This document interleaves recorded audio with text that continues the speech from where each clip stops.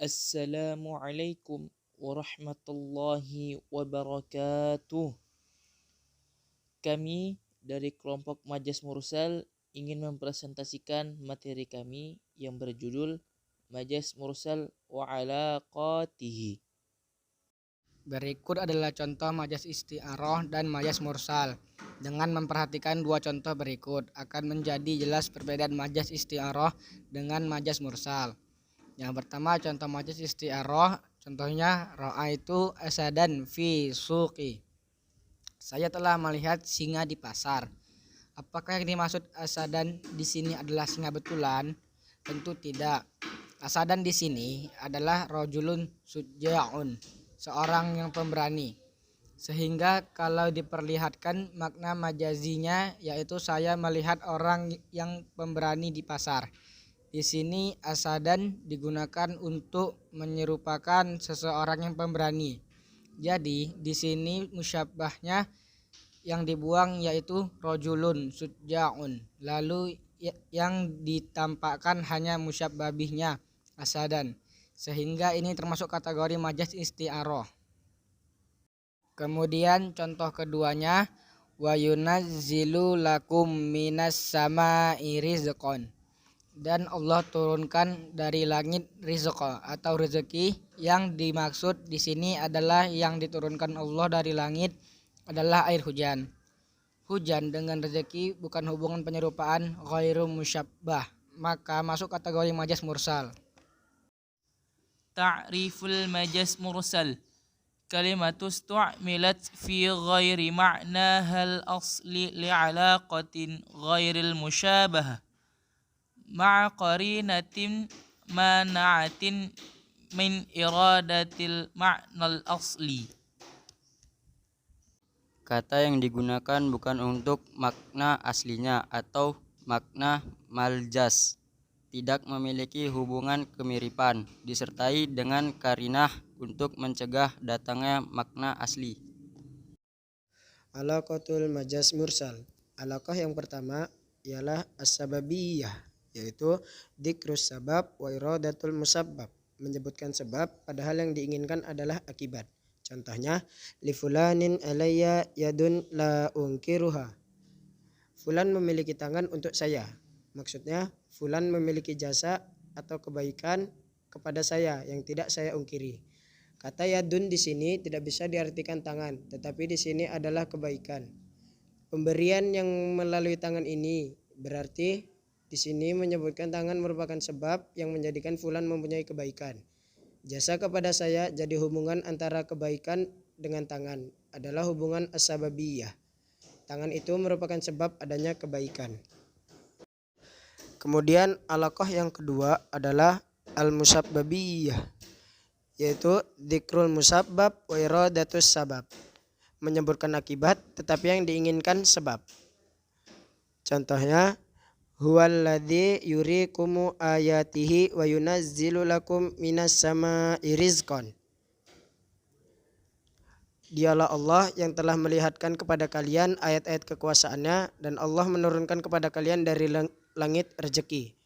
Yang dimaksud di sini adalah hujan.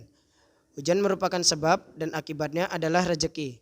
Sebab Allah menurunkan hujan, akibatnya Allah menjadikan rezeki lewat perantara hujan. Dengan adanya hujan, tanaman-tanaman menjadi subur dan panen yang melimpah itu menjadi rezeki karena adanya hujan. Dengan demikian, hubungan antara hujan dan rezeki di sini adalah musabbabiyah. Berikutnya, alaqah yang ketiga adalah al-juz'iyah, yaitu dzikrul juz'i wa iradatul kullu, menyebutkan sebagian dan yang dimaksud adalah keseluruhan. Contohnya, wa man qatala khatafa tahriru raqabatin mu'minatin muslimatin ila ahlihi la anna yasaddaku, yang artinya, dan barang siapa yang membunuh orang mukmin secara tidak sengaja, maka hukumannya memerdekakan budak dan membayar diat yang diserahkan kepada keluarga yang terbunuh, kecuali mereka mau bersedekah. Kata raqabah di sini adalah bagian tubuh yang artinya leher. Jadi maksudnya di sini adalah memerdekakan budak secara keseluruhan, bukan hanya lehernya saja, karena di sini yang disebutkan hanya bagian lehernya saja. Alaqah yang keempat, al-kulliyah, yaitu dzikru kullu wa iradatul juz'i, menyebutkan keseluruhan tetapi yang dimaksud sebagian. Contohnya, wa inna kullama da'autuhum litaghfira lahum ja'alu asabi'ahum fi adanihim. Sesungguhnya saya mengajak mereka untuk beriman kepada Allah supaya Allah mengampuni mereka. Maka mereka yang saya ajak itu menjadikan jari-jari mereka di telinga-telinga mereka. Di sini disebut seluruh jari, tetapi yang dimaksud hanya sebagian, yaitu ujung jari saja. Alaqat yang kelima ialah al-mahaliyah, yaitu zikrul mahal wa iradatul hal, yang disebutkan tempat tetapi yang dimaksud adalah keadaan. Contohnya ialah was'alil qaryata allati kunna fiha. Tanyalah kepada desa yang kami di sana. Yang dimaksud di sini adalah penduduk desanya, bukan bertanya kepada desanya tetapi kepada penduduk desa tersebut. Berikutnya ialah alaqah yang keenam, yaitu al-haliyah, yaitu zikrul hal wa iradatul mahal, yaitu menyebutkan keadaan tapi yang dimaksud tempat. Contohnya, innal abrara lafi na'im. Sesungguhnya orang-orang yang baik itu berada dalam kenikmatan. Kenikmatan di sini maksudnya adalah tempat-tempat yang nikmat, yaitu surga, karena surga tempat yang nikmat.